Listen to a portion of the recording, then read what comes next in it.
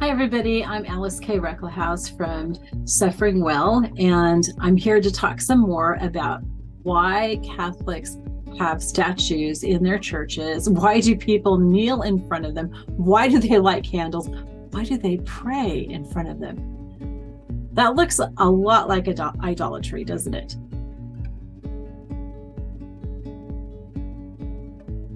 It's really, really important. And I always taught this as a Protestant whenever I was doing Bible studies or speaking at conventions or whatever. It's very, very important to always look at God's whole counsel. So not just taking a verse out of context, but take it in the context of the whole Bible. Because otherwise you'll see things and you'll think, oh, those contradict each other. You have to figure out how those things fit together. And that's the case with this. So we have the part in the commandments that says not to make any graven images or don't make any idols, depending on how that's translated. The reason that the Catholics and the Jews include that in the commandment with not to worship other gods is because that's where it belongs. It belongs as part of not worshiping other gods. The Protestants have it as a separate command. Don't make any graven images. Okay, but stop and think about this a little bit. What does it say in the rest of the Bible? All right. When God commanded Moses to build the temple, the tabernacle, he had specific, very, very specific things that they were supposed to do. One of them was that there were supposed to be two cherubim, which are like a kind of angel, on the mercy seat. All right. And he described those and how they're supposed to have their wings out and everything. And so he had them do that. Well, wouldn't that be a graven image? So if it's just a command not to make graven images, then why would God command them to make graven images? Okay, so another example of this is that in David's plan for the temple, which he gave to Solomon, he had statues of angels and cherubim. So again, okay, so this is David who is making the plans for a temple for God, and he had angels and cherubim in it. And then Ezekiel, in his prophecy of the idealized temple, there were cherubim. So here's another one. Out in the wilderness, and again, this is after the 10 Commandments were given, out in the wilderness, the people disobeyed God. And so he sent serpents among them, and the serpents were biting people and they were dying from it. And Moses called out to God and asked for help.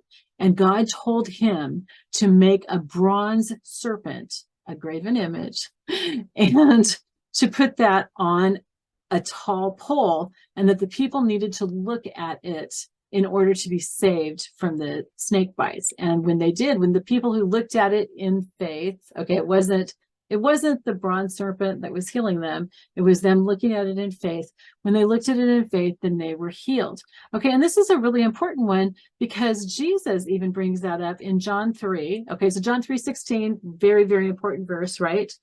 Okay, in verses 14 and 15, Jesus says, just as Moses lifted up the snake in the wilderness, so the Son of Man must be lifted up. Okay, so God had a plan when he told Moses to use that serpent lifted up on the pole in the wilderness, because he knew Jesus was then going to use this as an example that everyone who believes may have eternal life in him. Okay, so just as Moses lifted up the snake in the wilderness, so the Son of Man may be lifted up.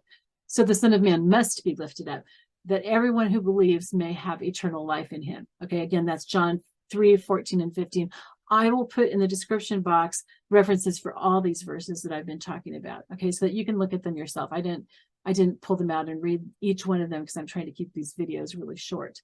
But those are just some examples of how God commanded people to make graven images. So that's why we don't have graven images as a separate commandment, because then God would have been breaking it.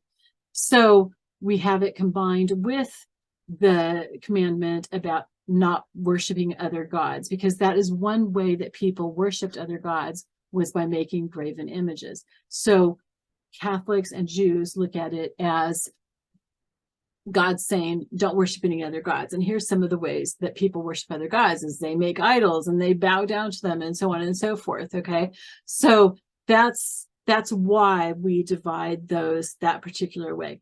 I hope that helps. If you have any more questions about this, be sure to leave it in the comments below. If you have other objections, the best thing would be to wait and watch the entire series about this and see if your objection is answered.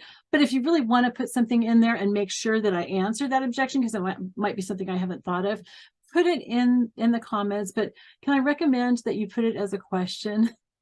Rather than making accusations, oh, you Catholics, blah, blah, blah, blah, blah, because you might be wrong. And then you're not going to look good, right? Or maybe you're just not open to hearing about it. I do know that there are people who go through and they look for videos from Catholics and they make accusations. They don't even watch the videos. And I wouldn't be surprised if there's Catholics that do the same thing to Protestant videos, okay? So, but it's always best to ask questions and to find out why, or I mean, even to say, well, it looks like this is what's happening. Can you tell me what's actually happening?